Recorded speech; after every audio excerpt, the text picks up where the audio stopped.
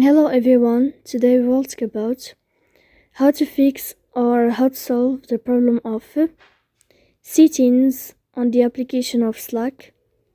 You will click on settings. In this page, you can click on apps, default apps, app settings. And above, you can search about Slack and you will enter. Then you can click on apps, on the first tab, and you can click OK. After that, you'll enter to the window of storage. Here you can click on clear cache. Don't click clear data because that can delete your account. In the end, you can turn off your phone and you can turn on your phone again to fix that problem. So please don't forget to support us, bell icon, subscribe.